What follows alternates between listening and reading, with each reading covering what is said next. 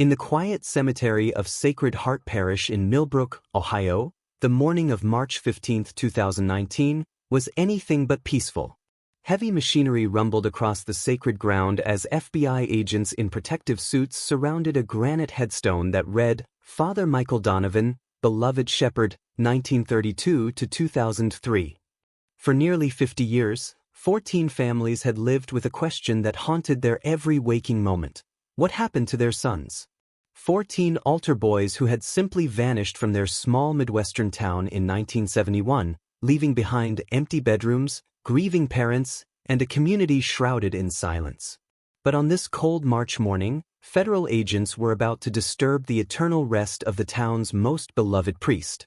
The man who had baptized their children, married their daughters, and buried their parents was about to have his own grave opened. Why would the FBI dig up a priest's coffin almost half a century later?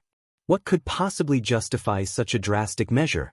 The answer would shatter everything this community thought it knew about faith, trust, and the man they had revered as a saint. As the excavator's metal teeth bit into the earth above Father Donovan's casket, none of the assembled agents could have predicted what they would find inside. What lay waiting in that coffin would not only solve the mystery of 14 missing boys but reveal a darkness so profound it would shake the very foundations of the Catholic Church. The year was 1971, and Millbrook, Ohio, was the kind of place where everyone knew everyone, where front doors remained unlocked, and where the local Catholic Church stood as the beating heart of the community. Sacred Heart Parish, with its towering spire and stained-glass windows, had anchored this town of 3,200 souls for over a century. Tommy Brennan was the first to disappear. The 13-year-old altar boy had finished serving at the early morning mass on a crisp October day. His mother, Margaret Brennan, had watched from the third pew as her son moved gracefully around the altar, his red cassock pristine, his blonde hair catching the light filtering through the sanctuary windows. Tommy was Father Donovan's favorite. Everyone knew that. The priest often praised the boy's devotion and natural ability to memorize Latin responses. Tommy helps me prepare for the special ceremonies, Father Donovan had told Margaret just the week before. He has a true calling. God has blessed that boy with something special. But when Margaret arrived to pick up Tommy after his altar boy duties that October morning, he was nowhere to be found.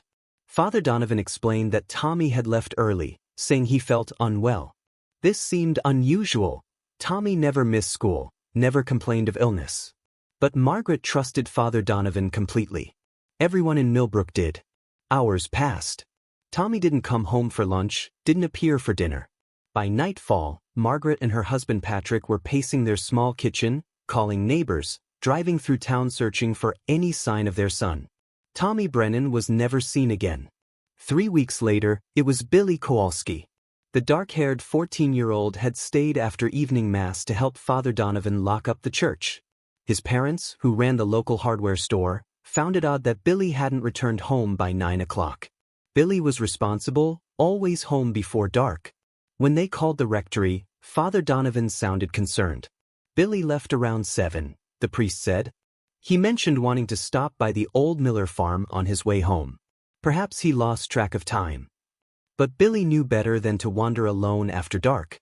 His parents searched until dawn, calling his name through the cornfields and along the creek beds. Billy Kowalski had simply vanished. By Christmas of 1971, 5 boys were gone. By Easter of 1972, the number had climbed to 9. Each disappearance followed a similar pattern. The boys would finish their duties at church, bid farewell to Father Donovan, and then vanish as if the earth had swallowed them whole. The missing boys shared certain characteristics that the community would later recognize as a pattern. They were all altar boys. All between the ages of 12 and 15. All from working-class Catholic families. All described by their parents as devout, obedient, and eager to please Father Donovan. Robert Chen, whose family had moved to Millbrook from San Francisco, disappeared on a snowy February evening after helping Father Donovan prepare the altar for Ash Wednesday services.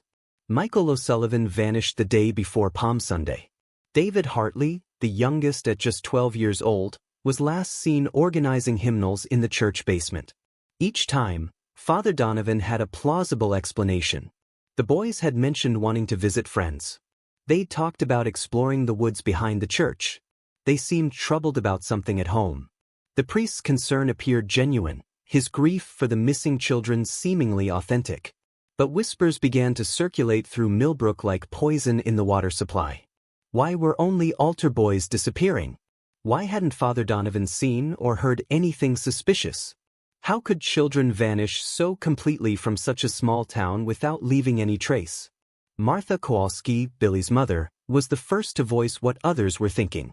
During a town meeting in late spring of 1972, she stood up in the overcrowded community center, her voice shaking but determined. "These aren't random disappearances," she declared, her eyes red from months of sleepless nights. "Someone is taking our boys. Someone who knows their schedules, who understands their routines, who has access to them when they're most vulnerable." The room fell silent. Everyone understood what she was implying, but no one dared say it out loud. Not yet.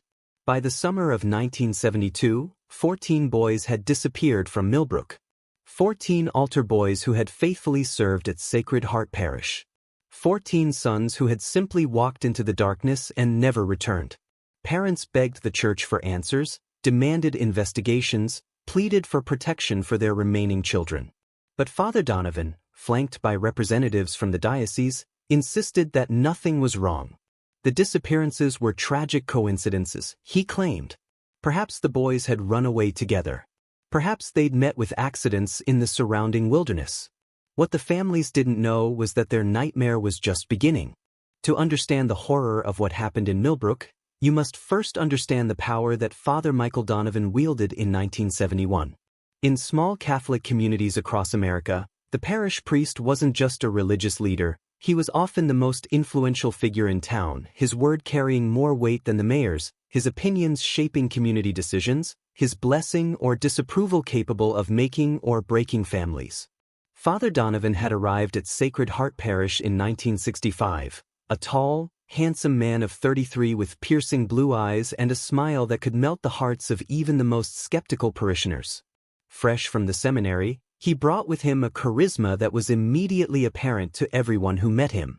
Within months of his arrival, church attendance had doubled. Young families flocked to Sacred Heart, drawn by Father Donovan's dynamic sermons and his apparent genuine care for children. He organized youth groups, camping trips, and special altar boy programs that became the envy of neighboring parishes. "Father Donovan saved our parish," recalled Eleanor Murphy, who had been the church secretary during those early years. "Before he came, we were struggling. Attendance was down, the building needed repairs, the youth were drifting away from the faith. But Father Donovan changed everything. He made church exciting again." The priest had a particular gift for connecting with young people. He would spend hours after Mass talking with children, learning their names, asking about their interests, and making each child feel special and chosen. He established a junior choir, organized camping trips to nearby state parks, and created what he called special service opportunities for the most dedicated altar boys. Parents felt blessed when Father Donovan showed particular interest in their sons. Being selected for one of his special programs was considered an honor, a sign that their child was destined for great things in the church. Some even whispered that Father Donovan might be grooming the next generation of priests from among Millbrook's most faithful altar boys. But there were signs, subtle at first, then increasingly troubling, that something wasn't quite right about Sacred Heart Parish under Father Donovan's leadership. Mrs. Dorothy Walsh, who cleaned the church twice a week, noticed that Father Donovan often worked very late, his office light burning well past midnight. She observed that he had installed additional locks on his private study and the basement areas of the church. When she asked about helping to clean these spaces, Father Donovan politely but firmly declined. Father said those areas were his private retreat spaces, Mrs. Walsh would later tell investigators. He said a priest needed places where he could pray and contemplate without interruption. I thought it was odd, but who was I to question a man of God? Several parents noticed changes in their sons' behavior after they began participating in Father Donovan's special programs. The boys became more secretive, less communicative at home. They would return from extended church activities seeming withdrawn or upset, but when pressed for details, They would only say they were tired or that Father Donovan had warned them not to discuss sacred matters with anyone outside the church. Tom Bradley, whose son Mark had served as an altar boy for 2 years before disappearing, remembered trying to ask Mark about his time with Father Donovan. Mark would get this look in his eyes, scared, almost. He'd say, "Father Donovan says some things are too sacred to talk about. Only God and his servants can understand." The priest's influence extended far beyond the church walls. In a town where Catholic families made up nearly 80% of the population, Father Donovan's opinions carried enormous weight in business decisions, social interactions, and even local politics. Business owners sought his blessing for new ventures. Families invited him to baptisms, confirmations, and wedding celebrations as the guest of honor. When parents began to express concern about their missing sons, Father Donovan's response was always measured, compassionate, and somehow completely convincing. He would meet with grieving families in his office, surrounded by religious artifacts and framed photographs of him with various church dignitaries. His manner was perfect, concerned but calm, sympathetic but authoritative. Father Donovan had a way of making you feel like your concerns were valid but that he, as a man of God, had a deeper understanding of the situation, remembered Patricia Brennan, Tommy's older sister. He would quote scripture, talk about God's mysterious ways, and somehow by the end of the conversation, you'd leave feeling like questioning him further would be questioning your own faith. The priest also had powerful allies beyond Millbrook. Bishop Richard Harrison, who oversaw the regional diocese, was a frequent visitor to Sacred Heart Parish. The two men had been classmates at seminary, and the bishop often spoke of Father Donovan as one of his most promising young priests. When concerned parents tried to take their complaints higher up the church hierarchy, they found their concerns dismissed or minimized. "The church protected Father Donovan at every level," said Mary Kowalski, Billy's sister, who was 17 when her brother disappeared. "They closed ranks around him like he was made of gold. Anyone who dared to question him was made to feel like they were attacking the church itself." By 1972, even as 14 boys had vanished from his parish, Father Donovan's reputation remained largely intact. The local police deferred to his authority, the community continued to revere him, and church officials consistently supported him in public statements. But in the shadows of Sacred Heart Parish, a much darker reality was taking shape. The very man the community trusted to protect their children may have been the wolf among the sheep all along. Years later, testimonies would suggest that Father Donovan was not the holy man he appeared to be. The respected shepherd was about to be revealed as something far more sinister. The Brennan family kitchen had become a shrine to the missing. Margaret Brennan had covered the walls with photographs of Tommy, his first communion portrait, pictures from family camping trips, his school photos showing a gap-toothed grin. The dining room table was perpetually covered with flyers, phone logs, and maps marking every location the family had searched. Patrick Brennan, a construction foreman who had never missed a day of work in 20 years, found himself unable to concentrate on anything but finding his son. He spent his evenings driving the back roads around Millbrook, stopping at abandoned barns, checking old wells, calling Tommy's name until his voice grew hoarse. "I kept thinking I'd find him hiding somewhere, maybe hurt, maybe scared, but alive," Patrick would later recall. "I couldn't accept that he was just gone. Not Tommy. He was too smart, too careful." The Brennans weren't alone in their desperate search. The Kowalski family had mortgaged their hardware store to hire a private investigator from Columbus. The Hartley family organized volunteer search parties every weekend, combing through miles of Ohio countryside looking for any trace of their missing children. But as weeks turned to months, and months stretched into years, the searches began to feel increasingly hopeless. The volunteer groups grew smaller. The tips from supposed witnesses proved to be false leads or wishful thinking. The boys had simply vanished without leaving behind so much as a footprint or a piece of clothing. The local police, led by Chief Robert Morrison, conducted what they claimed was a thorough investigation. They interviewed the families, searched the areas where the boys were last seen, and filed reports with the state police. But their efforts seemed perfunctory, almost dismissive. Chief Morrison kept telling us that boys sometimes run away, that they'd probably turn up eventually, remembered Helen O'Sullivan, whose son Michael had disappeared on Palm Sunday. When I pointed out that 14 boys don't all run away at the same time, he'd say that maybe they'd formed some kind of group, maybe they were all in on it together. The theory that 14 altar boys had somehow conspired to disappear together was so absurd that it actually revealed the depth of the community's denial.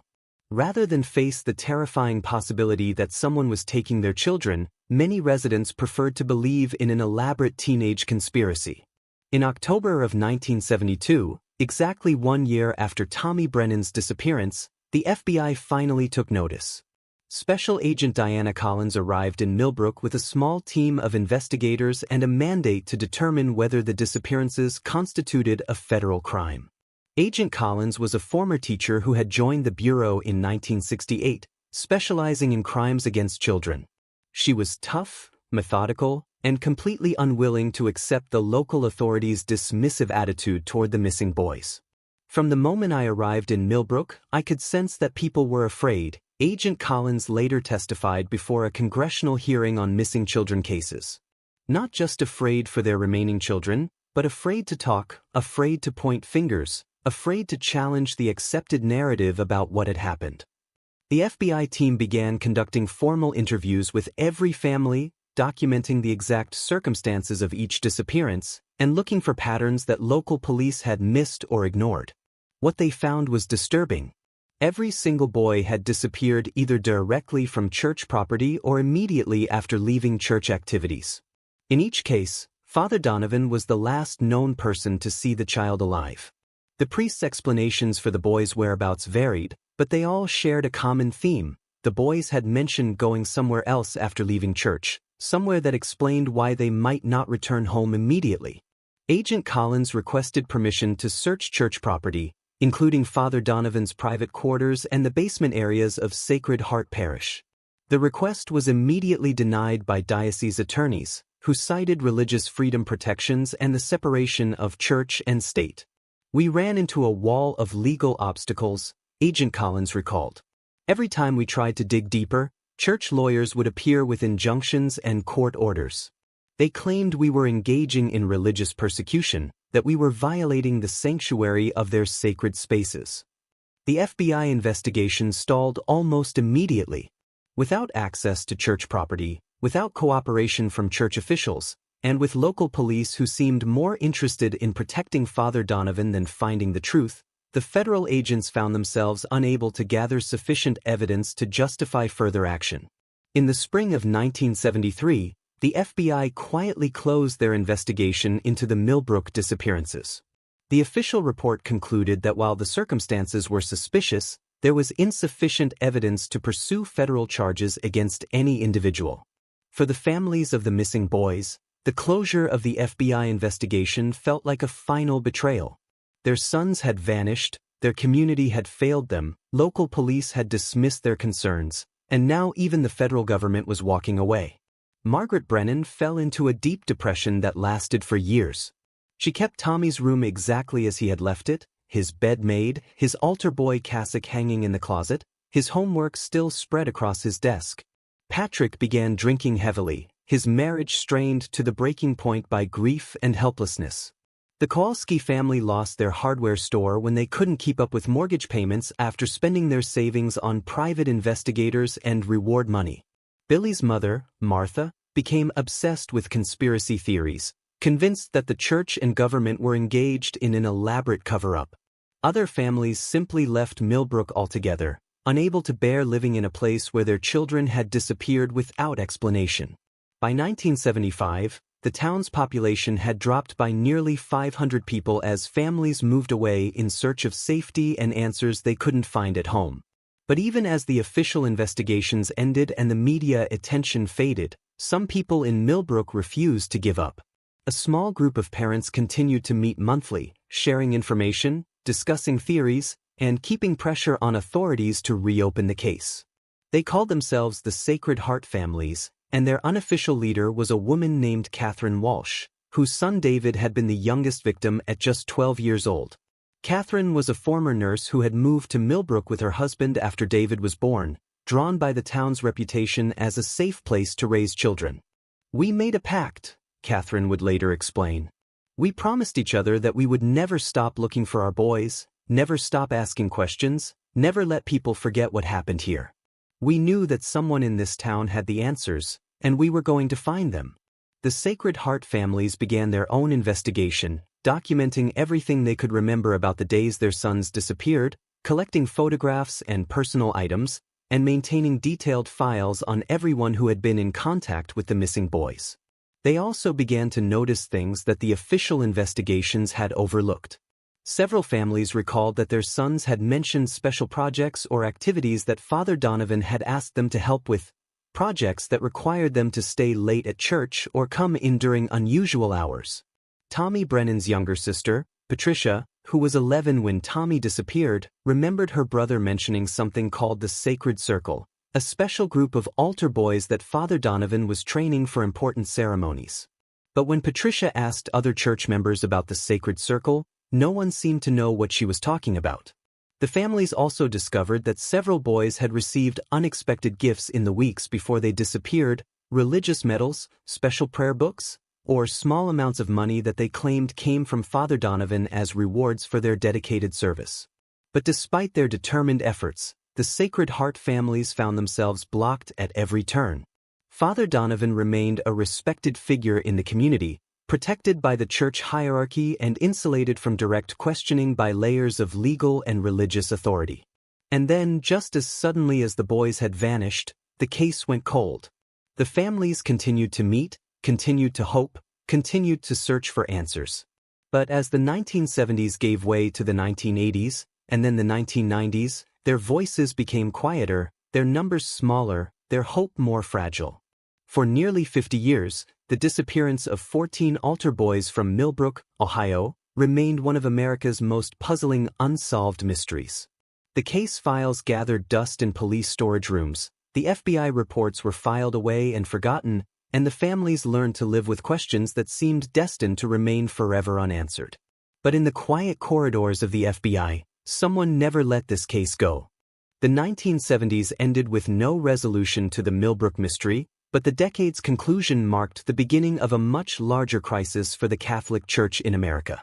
Across the country, stories began to emerge of priests who had abused children, of church officials who had covered up crimes, and of communities that had been betrayed by the very institutions they trusted most. In Boston, Philadelphia, Los Angeles, and dozens of other cities, investigative reporters and determined prosecutors began uncovering patterns of abuse that stretched back decades. The church's response was consistent: deny, deflect, and when necessary, quietly transfer problematic priests to new parishes where their histories were unknown. Father Michael Donovan watched these developments from his comfortable position at Sacred Heart Parish, where his reputation remained intact and his authority unchallenged. If he was concerned about the growing scandals surrounding his profession, he showed no outward signs of worry. Throughout the 1980s and 1990s, Father Donovan continued to serve as Millbrook's beloved priest. He officiated at weddings, baptized newborns, and comforted grieving families. New families moved to town and learned about the missing altar boys as local folklore, a tragic mystery from the past that had never been solved. The priest aged gracefully, his dark hair turning silver, his tall frame becoming slightly stooped, but his charisma remained as powerful as ever. He became a fixture at community events, a respected voice in local politics, and a mentor to younger priests throughout the diocese. But those who looked closely might have noticed subtle changes in Father Donovan's behavior as the decades passed. He no longer organized camping trips or special programs for altar boys. He rarely spent time alone with children, always ensuring that other adults were present during his interactions with young parishioners. In 1985, when the diocese implemented new policies requiring background checks for all clergy and staff members, Father Donovan cooperated fully. His record was spotless: no arrests, no complaints, no red flags of any kind. To church officials conducting the review, he appeared to be exactly what he had always seemed: a dedicated priest who had served his community faithfully for over 20 years. The Sacred Heart families continued to meet throughout the 1980s, though their numbers dwindled as some members moved away or passed away. Catherine Walsh remained their driving force, maintaining files on the case and periodically contacting law enforcement agencies to ask if there were any new developments. In 1987, Catherine hired a genealogist to help trace the backgrounds of the missing boys, looking for connections that previous investigations might have missed. The research revealed that several of the boys were related to each other through extended family networks, a fact that hadn't been widely known at the time of their disappearances. Tommy Brennan and Billy Kowalski were third cousins. David Hartley and Michael O'Sullivan shared a great-grandfather who had immigrated from Ireland in the 1890s. Robert Chen's mother had been adopted by a Catholic family, but her birth parents had connections to several of the other missing boys' families. Catherine became convinced that these family connections were significant, that someone had specifically targeted boys from particular bloodlines or family groups. But when she tried to interest law enforcement in this theory, she was told that the connections were too remote to be meaningful. As the 1990s progressed, the original families began to face a grim reality. Most of the missing boys would be adults now, in their 30s and 40s. If they were still alive, they would have had ample opportunity to contact their families or authorities. The growing certainty that their sons were dead added a new layer of grief to their decades of unanswered questions. Margaret Brennan died in 1994, never knowing what had happened to her son Tommy. At her funeral, Father Donovan delivered a moving eulogy, speaking of her faith and her devotion to her family. Many of those in attendance were moved to tears by the priest's compassionate words about a woman who had suffered so much. Patrick Brennan found the priest's participation in his wife's funeral service almost unbearable. By then he had developed his own theories about what had happened to the missing boys, theories that centered on the man standing at the altar offering comfort and prayers. I sat there listening to him talk about Margaret's pain, about the mystery of God's will, about trusting in divine justice, Patrick later recalled. All I could think was that he knew exactly what had happened to our boys. He knew, and he was standing there pretending to comfort us. But Patrick, like the other remaining family members, had no evidence to support his suspicions. Father Donovan had been investigated multiple times and cleared each time. The priest's reputation in the community remained unblemished, his alibis for the nights the boys disappeared were never successfully challenged, and no physical evidence had ever connected him to the crimes. In 1999, Father Donovan announced his intention to retire. After 34 years of service to Sacred Heart Parish, he felt it was time to step aside and allow a younger priest to lead the community into the new millennium. The announcement was met with widespread sadness and appreciation from parishioners who had known no other priest for most of their adult lives. The diocese organized a grand farewell celebration for Father Donovan in the spring of 2000. Hundreds of current and former parishioners filled Sacred Heart Church for a special mass followed by a reception in the parish hall. Church officials from across Ohio attended to honor the retiring priest, praising his decades of faithful service and his positive impact on the Millbrook community. Bishop Harrison, now in his 70s but still presiding over the regional diocese, delivered a speech calling Father Donovan a model priest, a faithful shepherd, and a credit to the sacred calling of the priesthood. The bishop announced that Father Donovan would be awarded a special commendation from the Vatican for his years of exemplary service. Father Donovan's retirement speech was brief but emotional. He thanked the community for accepting him as a young priest in 1965 and allowing him to serve them for 35 years. He spoke of the joy he had found in celebrating life's milestones with multiple generations of Millbrook families, baptizing children, confirming teenagers, performing weddings, and providing comfort during times of loss. He made no mention of the 14 boys who had disappeared during his tenure, though several of the surviving family members were in attendance that day. Father Donovan retired to a small cottage owned by the diocese, located about 30 miles from Millbrook in a rural area near Tuscarawas County. He continued to say daily mass at a small chapel on the property and occasionally filled in for other priests who needed substitutes for weekend services. The retired priest seemed to enjoy his quieter life, tending a small garden, reading extensively, and corresponding with former parishioners who wrote to update him on their families and careers. To all appearances, he was a contented elderly priest living out his final years in peace and reflection. But Father Donovan's peaceful retirement was destined to be brief. In the early morning hours of December 15, 2003, the retired priest suffered a massive heart attack while walking in his garden. A neighbor found him collapsed among his rose bushes several hours later. He was pronounced dead at the local hospital at 2:47 p.m., with Bishop Harrison and several former parishioners at his bedside. Father Michael Donovan's funeral was held at Sacred Heart Church, the same altar where he had served for 35 years. Over 800 people attended the service, including dozens of priests from across Ohio and representatives from the Vatican who had come to pay their respects to a man they described as a model of priestly virtue. The funeral mass was a celebration of Father Donovan's life and ministry, with speakers praising his dedication to his parishioners, his work with young people, and his unwavering faith. The homily, delivered by Bishop Harrison, described Father Donovan as a priest's priest, a man who embodied everything we hope for in those called to serve God and His people. Father Donovan was buried in Sacred Heart Cemetery with full honors, his grave marked by an impressive granite headstone that read, Father Michael Donovan, Beloved Shepherd, 1932 to 2003. Well done, good and faithful servant. The burial service was attended by nearly as many people as the funeral mass, with mourners filling the cemetery and spilling out onto the surrounding streets. As the coffin was lowered into the ground, many of those present wept openly for the man they remembered as a saint. Among the mourners, standing quietly in the back of the crowd, were several members of the Sacred Heart families. Catherine Walsh, now in her 70s, watched the proceedings with mixed emotions. Part of her grieved for a man who had been a central figure in her community for most of her adult life. But another part of her felt frustrated that Father Donovan had taken his secrets with him to the grave. I kept thinking that if he was responsible for what happened to our boys, he was getting away with it, Catherine later recalled. He was being buried as a hero, remembered as a saint, while our sons were still missing and we still had no answers. As the crowd dispersed and the cemetery workers began filling in Father Donovan's grave, Catherine Walsh made a private vow. She would continue searching for the truth about the missing altar boys, no matter how long it took. She would not let Father Donovan's death end her quest for justice.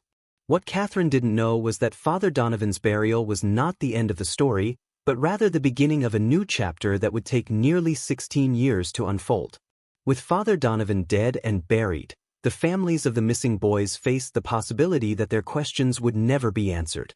The man who might have held the key to the mystery was now beyond the reach of earthly justice, his secrets apparently buried with him beneath 6 feet of Ohio soil. But in the quiet corridors of the FBI, someone never let this case go. Special Agent Sarah Chen had been with the FBI for 15 years when she first encountered the Millbrook case in 2015. As a member of the Bureau's Cold Case Initiative, she specialized in reviewing unsolved crimes involving missing children, looking for new angles that modern investigative techniques might reveal. Agent Chen was the daughter of Chinese immigrants who had come to America in the 1960s, and she had grown up hearing stories about her grandfather Robert Chen, the 12-year-old boy who had disappeared from Millbrook in 1972. The case had haunted her family for decades, driving her mother to become a victims' rights advocate and influencing Sarah's decision to join law enforcement. I grew up knowing that my Uncle Robert was out there somewhere, or that someone knew what had happened to him, Agent Chen explained during a later interview. My grandmother died believing she would see Robert again someday. My mother spent her whole life trying to find answers. When I joined the FBI, I made a promise to myself that I would find out what happened to Uncle Robert and the other boys. Agent Chen requested the Millbrook files in the summer of 2015, as part of a broader initiative to review cold cases involving missing children from the 1970s. What she found was a collection of reports, witness statements, and evidence that reflected the investigative limitations of the era. The original FBI investigation had been conducted with 1970s technology and methods. There were no DNA tests, no digital databases, no computerized analysis of patterns and connections. The investigators had done their best with the tools available, but Agent Chen immediately saw opportunities that hadn't existed 4 decades earlier. She began by digitizing all the case files and entering the information into modern criminal databases. The computerized analysis revealed patterns that previous investigators had missed or been unable to fully explore. All 14 boys had been members of families with specific characteristics: single mothers, fathers who worked long hours or traveled frequently, families new to the community, or families dealing with financial stress or other vulnerabilities.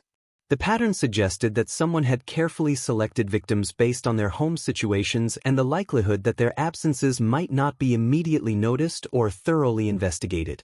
Agent Chen also discovered that several of the boys had been seen in the company of adults other than Father Donovan in the weeks before their disappearances. Witness statements from the 1970s mentioned a man driving a blue van who had been spotted near the church on multiple occasions, but this lead had never been fully pursued. Most intriguingly, Agent Chen found references in the old files to special ceremonies and private instruction that Father Donovan had provided to select altar boys. Multiple witnesses had mentioned these activities, but the original investigators had been unable to determine exactly what they involved due to the church's refusal to allow access to church records or facilities. In the fall of 2015, Agent Chen began re-interviewing surviving family members and community witnesses. She discovered that several people had information they had been reluctant to share during the original investigation, either because they feared retaliation or because they hadn't been asked the right questions. Dorothy Walsh, the former church cleaning lady, was now 83 years old and living in a nursing home in nearby Canton. When Agent Chen visited her, Mrs. Walsh revealed details about Father Donovan's behavior that she had never shared with previous investigators. "I was afraid to say anything back then," Mrs. Walsh confided. "Father Donovan was so powerful, so respected. Who would have believed me? But I saw things, heard things that didn't seem right." Mrs. Walsh described finding strange markings on the walls of the church basement, symbols that looked like chalk drawings made by children. She had also discovered small items hidden in the church basement, pieces of clothing, religious medals, and what appeared to be children's personal belongings. "I asked Father Donovan about these things once," Mrs. Walsh recalled. "He got very angry, angrier than I'd ever seen him. He told me that I was interfering with sacred matters that I couldn't understand. He said that if I ever mentioned these things to anyone, I would be responsible for disrupting God's work." Mrs. Walsh had been so frightened by Father Donovan's reaction that she had never mentioned the items to anyone else. After the boys began disappearing, she had wanted to tell police about her discoveries, but Father Donovan had moved her to a different cleaning schedule that no longer included access to the basement areas. Agent Chen also interviewed Patricia Brennan, Tommy's sister, who was now in her 50s and working as a teacher in Cleveland. Patricia revealed that Tommy had told her about secret meetings that Father Donovan held with select altar boys. Tommy called them special lessons, Patricia remembered. He said Father Donovan was teaching them advanced religious concepts that most people wouldn't understand. Tommy seemed proud to be chosen, but also nervous about it. He said Father Donovan made all the boys promise never to discuss these lessons with anyone, not even their families. The more Agent Chen investigated, the more convinced she became that Father Don